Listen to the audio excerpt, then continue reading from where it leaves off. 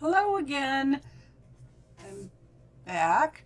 Um, so my line drawing is all transferred, and I do that from the printout of the picture itself. If you don't have a printer, um, you're going to have to find a different way to transfer it. There are phone apps that can project it onto your paper that you can use. The Lucy app, Camera Lucida apps. Also, you can just look at the picture and draw it.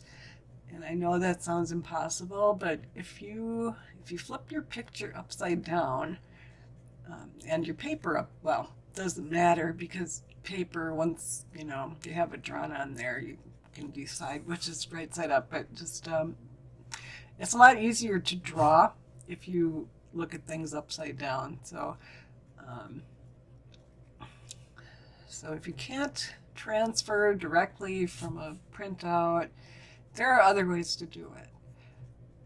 So anyway, I'm going to take out my colors, and I will be using raw sienna, burnt sienna, Quinacridone burnt scarlet, which is just a gorgeous color. One of my favorites for foxes. It's really vibrant, reddish, brownish fox color. If you don't have Quinacridone burnt scarlet, you can use Alizarin Crimson and mix it together with your burnt sienna, and it will make a beautiful color that's very similar. Nice reddish brown fox color. I'll also be using neutral tint, which is the dark bluish purpley color that I'm using for shadows, along with some black for the nose holes and the whiskers, and some raw umber, which is kind of a dark brown, and sepia, which is even a darker brown. First thing I do is I spray my paints, and I'm using the little full pan dried watercolors. So spraying it with water makes it a lot easier to use. It helps activate the paint. So I spray the palette, and then I take my hockey brush, which is also pronounced hake, but hake brush is a big flat Japanese brush that works really well for just wetting the paper. So I'm gonna wet my brush and wet the paper in the area of the fox.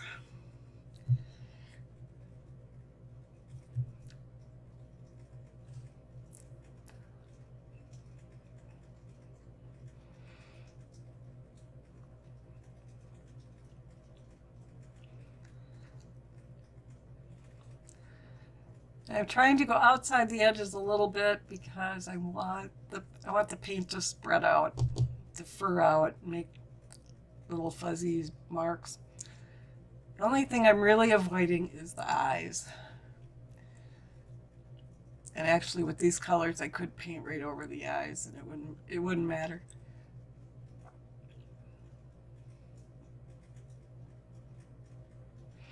But I'm leaving the eyes white, so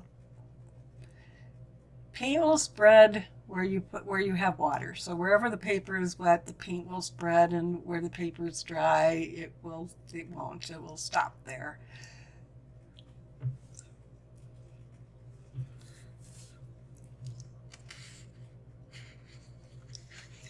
So this will be kind of an experiment in working wet on wet and just letting the paint blend on the paper. And I really recommend not mixing your paint colors together, but letting them do the work for you.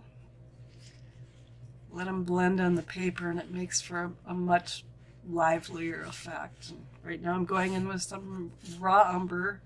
Nope, raw sienna. This is raw sienna. Sorry. Raw sienna is just kind of a lovely light brownish color.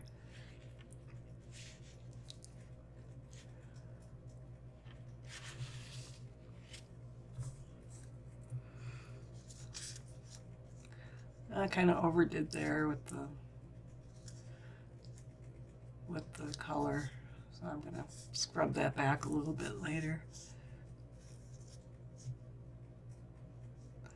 And if you do make a mistake, you can use a scrub brush or a tissue.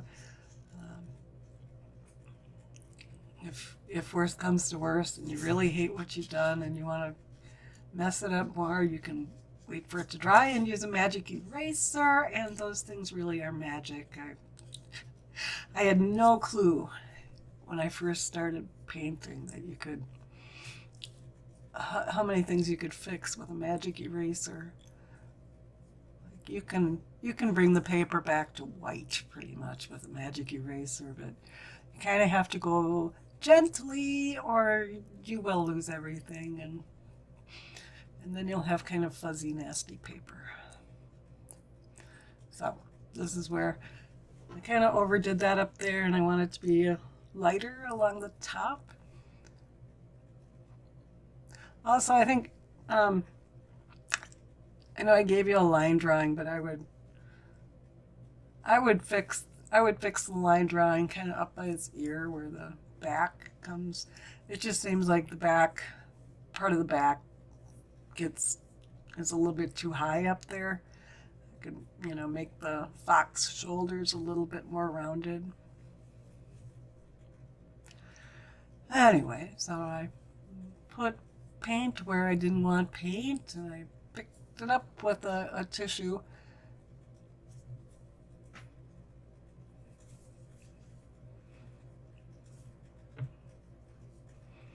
I don't know why I'm having trouble talking tonight. I'm kind of hyper. It's hard to sit still right now, but I want to get this done.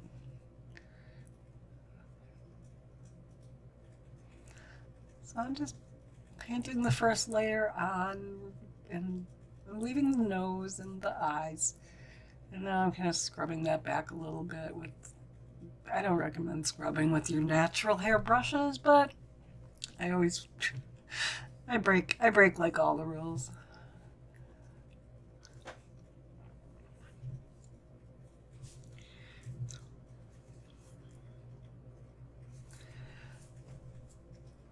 And I'm going to be working all pretty much wet in wet on this painting and do it quickly. One way you can do it is you can paint in separate layers and let them dry in between, or you can just paint it on and keep adding paint. And there are some tricks to adding more paint. Here's a cool thing I learned from Rachel Parker, who has excellent watercolor lessons on how to paint animals. She, I would always paint the nose like in moon glow or neutral tint or some kind of a purpley dark color, and then I would lose the markings from my nose holes. So now I paint the nose holes first in black, and then once that dries, then I go back in with the nose color. And once the paint dries, it won't move as much. So you kind of have to let that dry. Now I'm going in with that lovely Quinacridone burnt scarlet, and I'm going to totally overdo it, which is okay because my method of making fuzzy animals is to put on paint, let it spread around, add more paint, let it spread around, and then eventually I'll take a scrub brush to it and scrub it off a bit, and take my magic eraser and scrub it around, and basically you get very nice fuzzy fur if you just torture the paper. Torture and abuse the paper. If you have good 100% cotton paper, it will hold up to it, and the more you mess with it, the better it looks up to a point. I mean, you can overdo the scrubbing, but we're not going to do that. I think I'm adding in some burnt sienna. I can't keep my siennas and umbers straight. Burnt sienna is a little bit less reddish than the scarlet. And I'm just adding colors in and just letting them mix.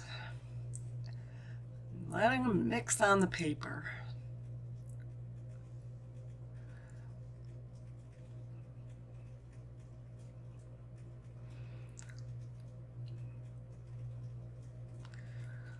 Mess them up, put them on, mess them up, take a scrub brush, scrub them back, add more. People ask me how I get such nice fluffy fur, and this is how I do it.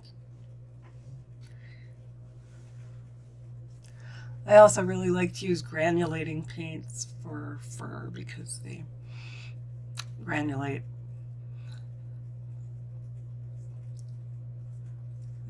They dry into kind of a speckly finish, which only adds to the fur texture.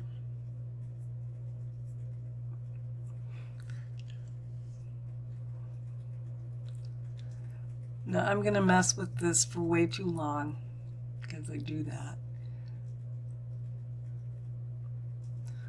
I could join an art group called Futzers Anonymous. Like, I just can't stop myself, and I just keep working at stuff when, I don't know, I really admire watercolor artists who can just throw the paint on, you know, kind of a splotchy, what they call painterly effect, because I can't stop.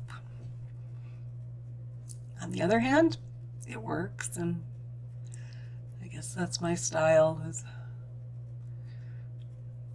abused paper and fluffy critters. So there's all kinds of rules about how to add paint in a wet on wet painting.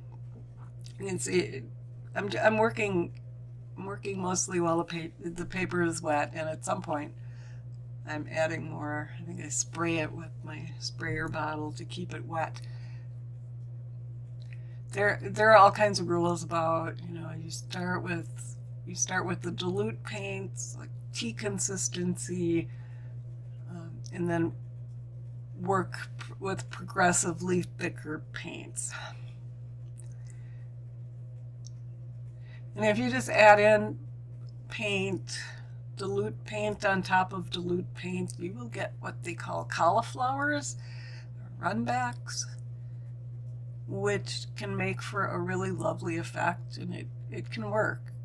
It can work making fur, but that's not the look I'm going for. I do that a lot in the backgrounds. Like if I took a spray bottle and just sprayed it right now, it would make it all kind of cauliflower.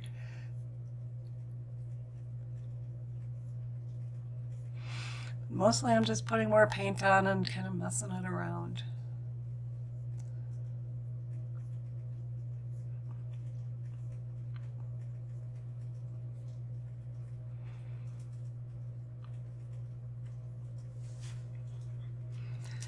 The most important thing isn't really learning the different rules, it's getting out the paint and the brushes and throwing it at paper and seeing what works for you. I mean, just keep playing with the paint.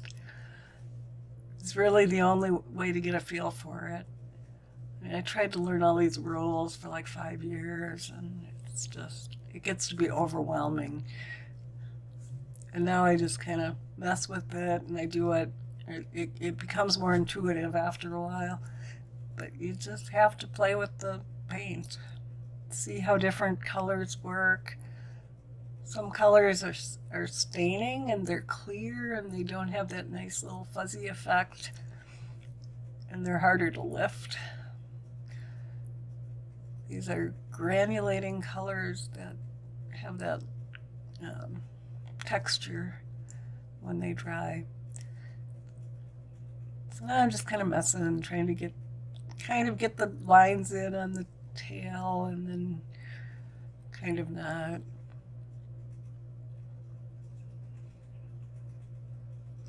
I just love that color. I know it's way. I like to overdo the color on foxes. So you have that gorgeous reddish color. I really like overdoing the color on them. It will dry lighter. Paints generally dry lighter.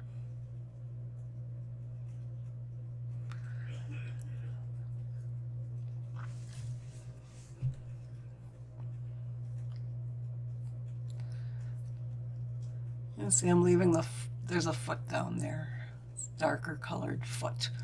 Kind of under the back end of the fox before the tail. I'm leaving that unpainted for now.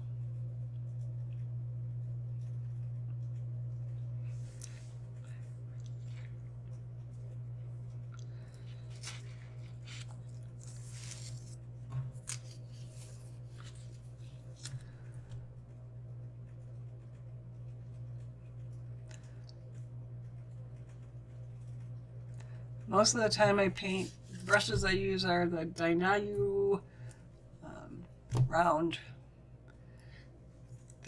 round brushes, Kolinsky Sable, which is weasel hair. They're awesome brushes. They're fairly inexpensive, but they they had some issues and they weren't really crimped together right, so I took a wrench, pliers, and crimped them myself. And they're kind of, it's not pretty. The crimps aren't pretty, but they work. I mean, that's another thing too, is you just need to get a feel for the different kinds of brushes. I learned with synthetic brushes, and then I got some squirrel brushes, and they absorb so much more water, but they don't have any spring to them. And then I got these Kolinsky hair, and I love them. They have some snap, and they hold a lot of water.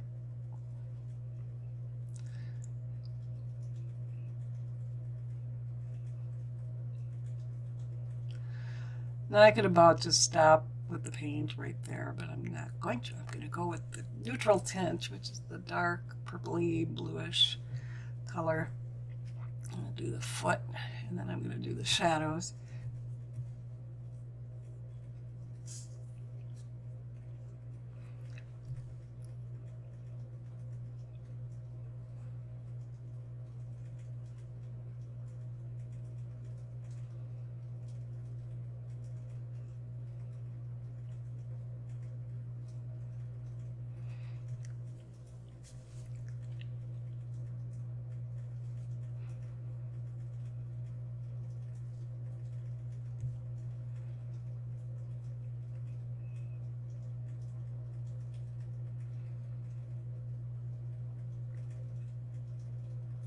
If you don't have neutral tint, you can use Payne's Gray, or even like a dark purple shadow violet, I think would work.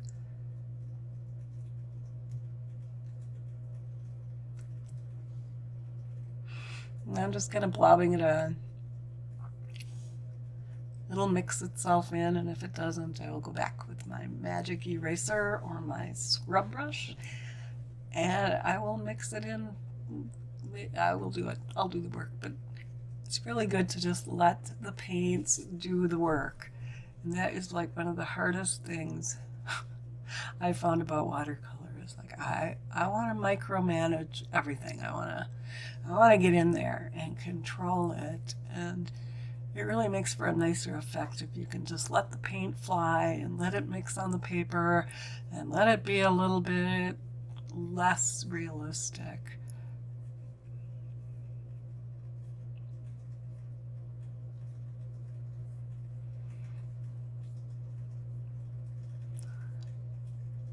You really just need enough. I mean, you can tell it's a fox now.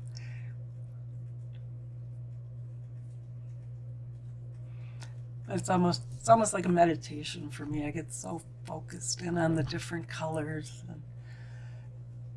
and the little details, and I can't leave it alone.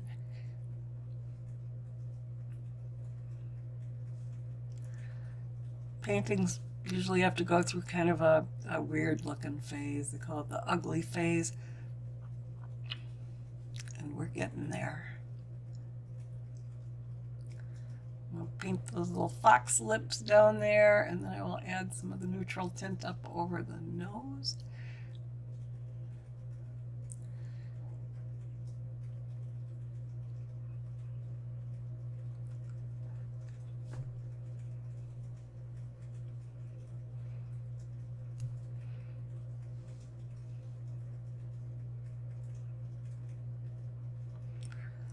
I'm just going to mess that stuff up a bit.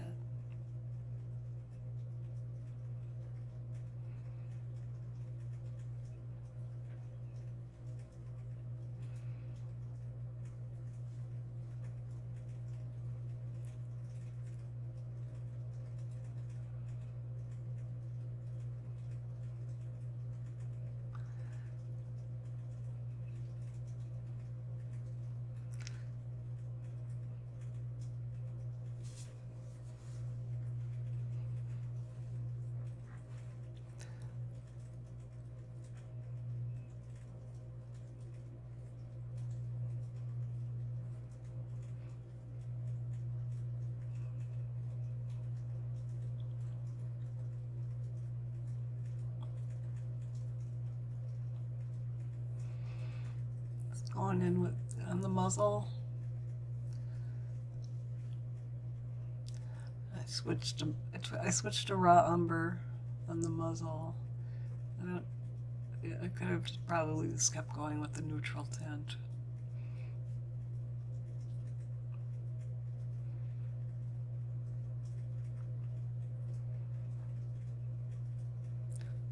Paint it on and lift it off, and paint it on and lift it off, and mess it up.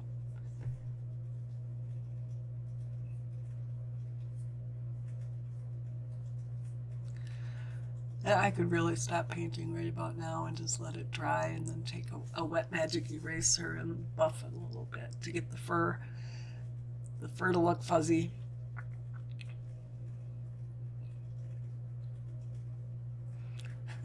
But I don't. I go on for another, oh, I don't know, 20 minutes. So feel free. I mean, feel free to speed it all up, because that's how I watch videos. I always speed them up.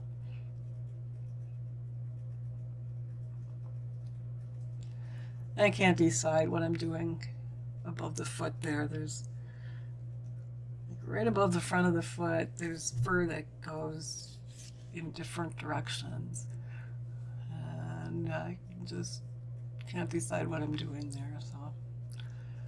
So I paint on I don't even know what you call that.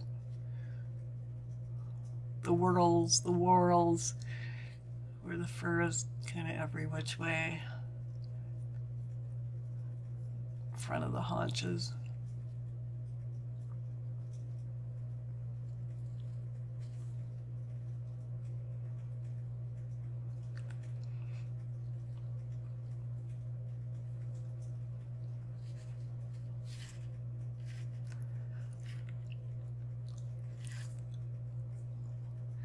You can see how cool that effect is, where the neutral tint is mixing in there with the burnt sienna and the Quinacridone burnt scarlet and the raw umber, and it's just kind of all mixing together and making this really cool effect.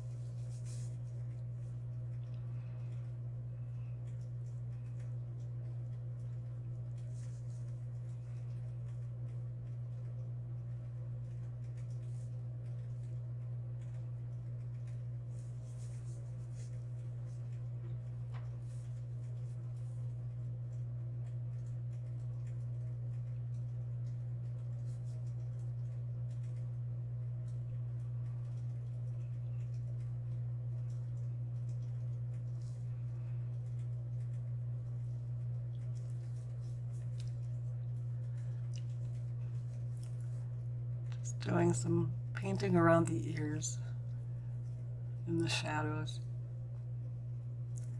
and make those ears pop out.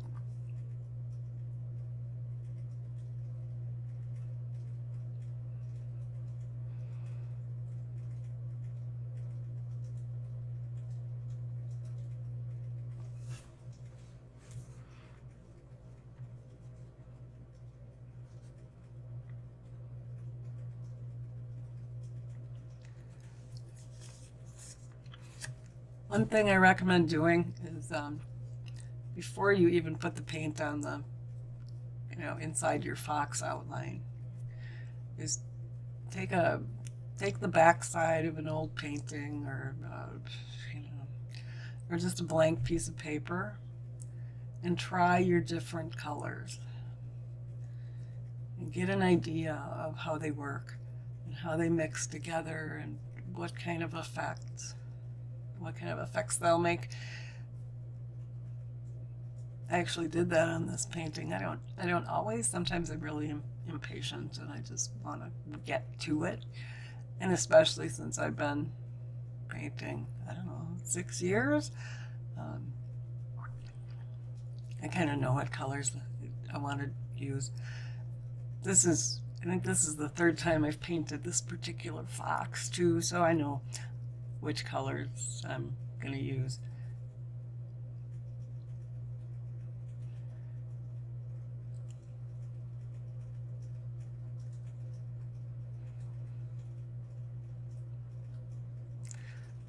Really playing with the paint on a piece of paper is better than 100 lessons. I mean, lessons are good. It's nice. I follow a lot of tutorials. I follow, several, 5 or 6 on Patreon, 5 or 6 different painting teachers, and I watch a lot of them on YouTube. And it's good. It's good to learn, and mostly it's good to take your brush and apply paint. See what happens. And if you don't like it, you can play with paint on the back side. Okay, now I'm going into the eye there.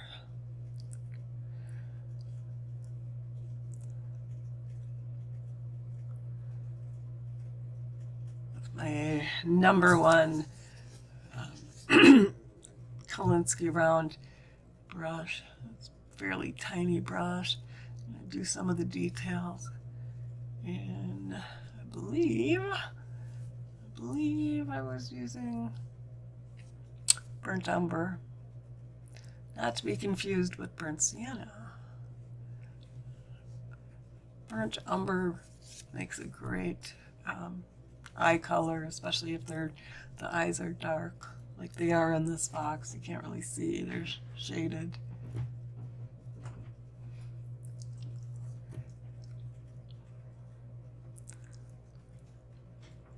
Sometimes if the eyes aren't in shade, I will use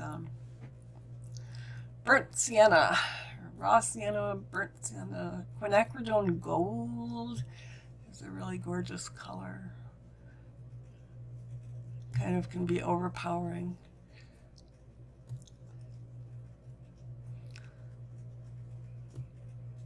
I'm adding in more of the kind of a mixture of burnt sienna.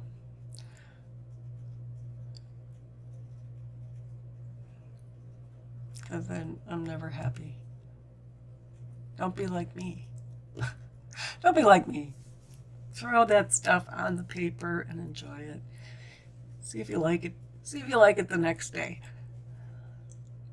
That's often the key with watercolor painting. People often hate their watercolor paintings, and then,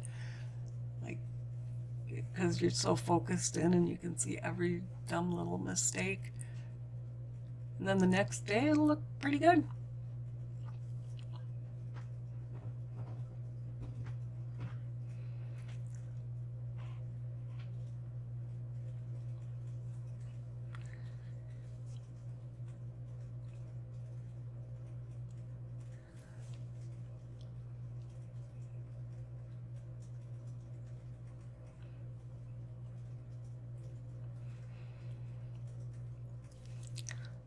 before I took up painting, I did a lot of fabric art. And I just, yeah, fabric art and embroidery digitizing, free motion embroidery and quilting and all kinds of different fiber crafts. And, as I've gotten older, I thought, I'm not going to be able to lug my embroidery machine to the nursing home with me. I really need a portable form of artwork. And I love making things. I love color. I've always just been in love with color. So watercolor's a natural, but I don't know why people say it's such a hard medium. People who've done other forms of painting, I don't know. I mean, yeah, I suppose the first couple of years I hated everything I did. It feels like you get worse before you get better. But if you just keep, if you do a painting a week even, you will get better. You will improve quickly. And just keep playing with it. There are so many good instructors who can simplify things down. Some instructors go into great detail and are kind of overwhelming and take everything step by step and can take days to do a painting. And some, my first teacher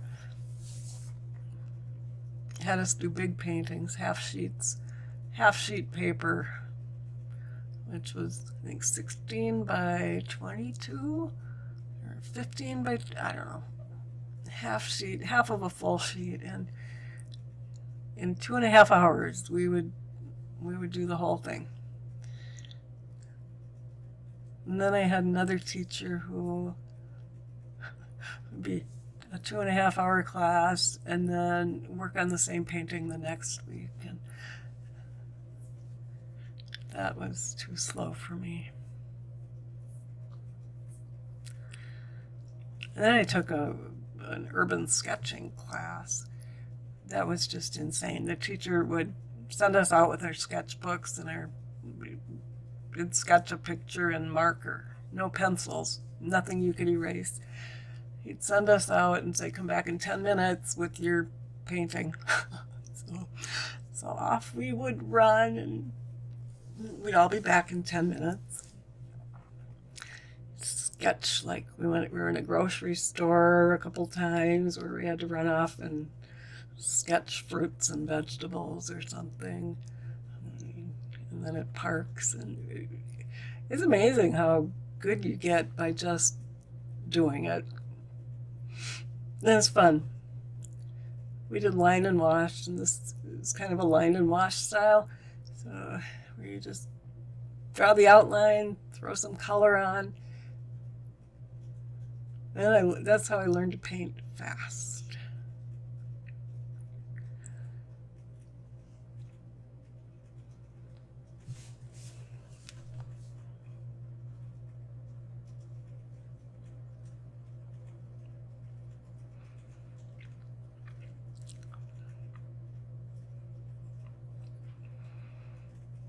The advantage of a video is you can stop it or you can speed it up.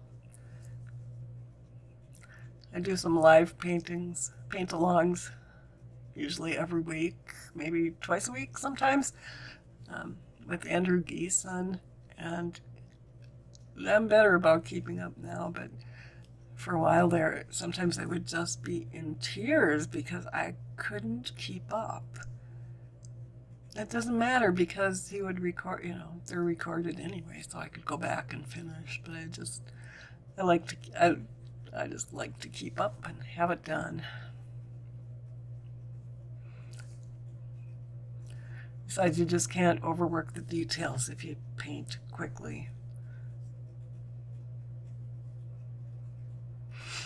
I took my blow dryer so I can dry this off. Once you dry the paint, it doesn't move. You can paint over it, glaze over it, and it won't pick up all the paints. While it's still wet, you can move the paint around and add water, and it just,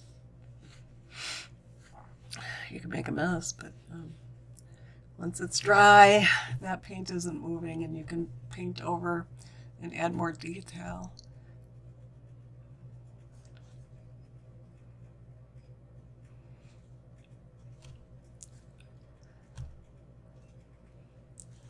And I won't add the details in on the eyes and the ears until it's dry, and then I can paint over, glaze over the original layers. Also, then I want to go on to do the board foxes lying on a couple of boards, kind of a, I don't know, shelf kind of a thing.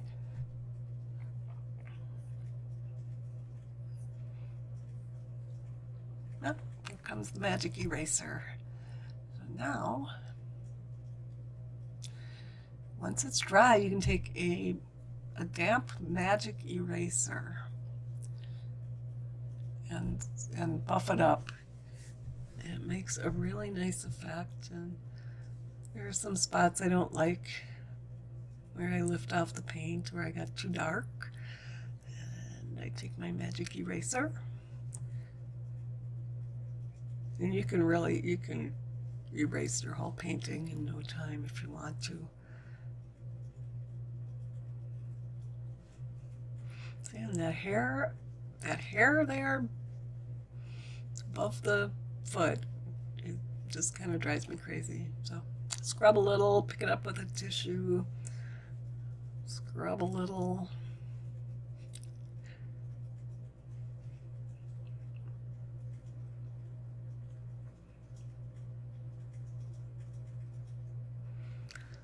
And just rinse off the magic eraser when you run out of edges and corners that are clean.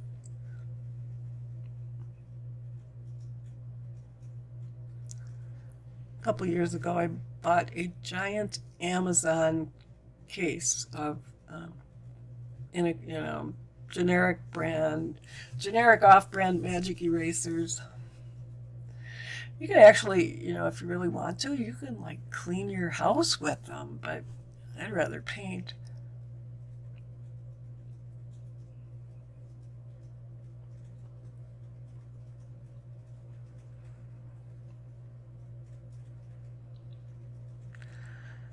Totally something that I did not learn in any of my real life painting classes was about magic erasers.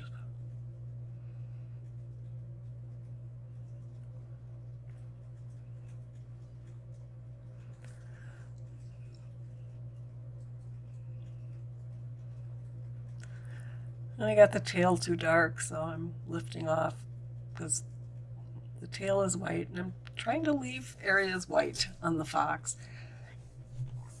And I haven't decided yet if I'm just going to paint the fox or if I'm going to add a background in. But if you do add a background in, then you would paint around the fox with water and add your colors, the background, and it would make the white stand out a little bit more. Okay, now I'm doing the raw sienna on the boards. It's like two boards and there's a gap between them, so it doesn't matter. It doesn't have to be that realistic, but you can see it on the reference photo.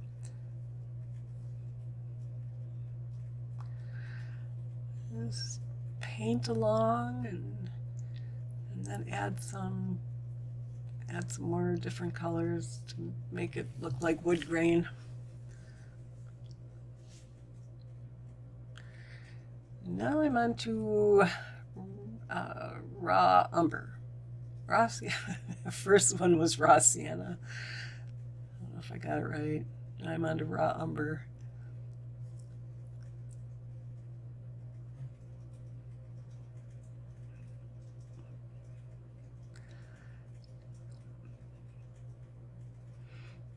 I learned to paint with tube watercolors.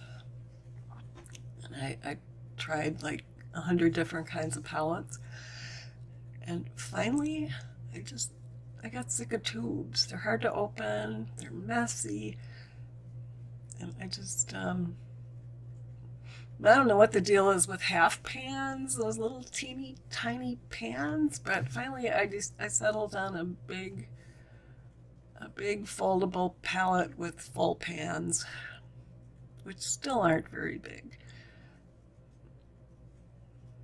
And then I fill them from the tubes because tubes are messy. And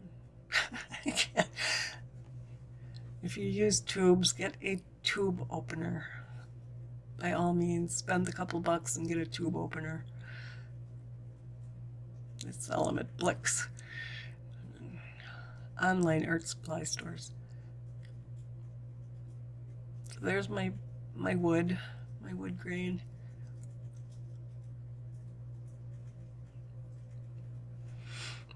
Some shadow between the boards, so I'm going to use a little bit darker color.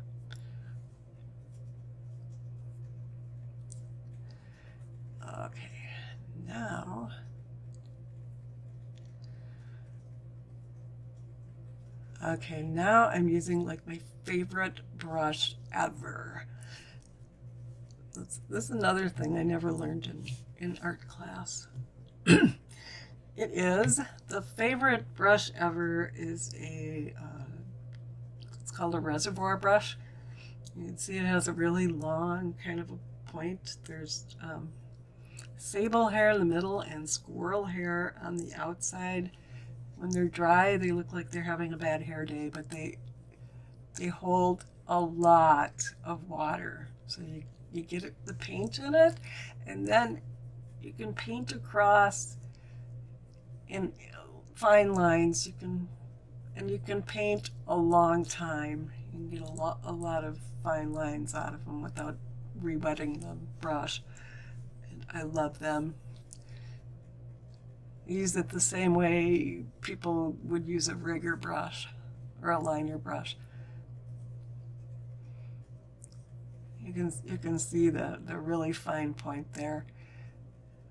And I'm just outlining the eyes with my Sable Reservoir. This is a #1 Sable Reservoir brush from Jackson's in the UK. And it's a $20 brush, and it is the most amazing brush ever. I just love them. So I'm putting in the whiskers and some of the other markings on the face. Putting the little marks around the nose, around the muzzle where the hairs come out, and then do the whiskers.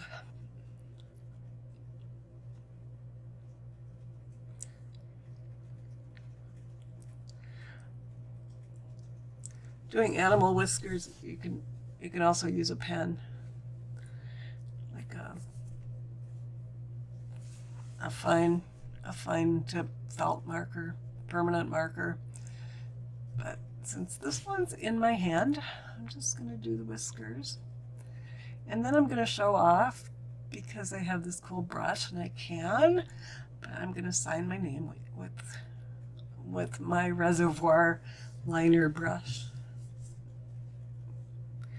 And then I'm pretty much done. I'm not really, thrilled with this painting. There's some things that I'll probably mess with a little bit.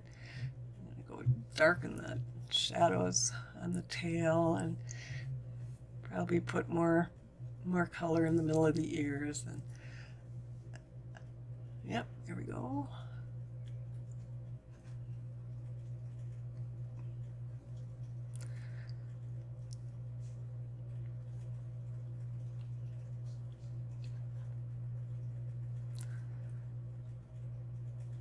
A little bit of whiskers.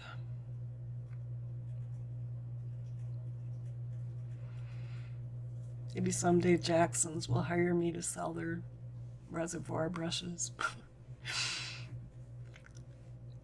I use it. I love it.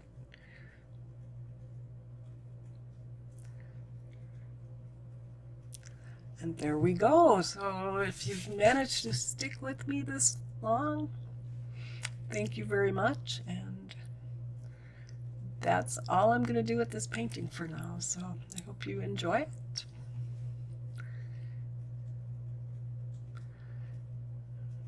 Well, so bye for now.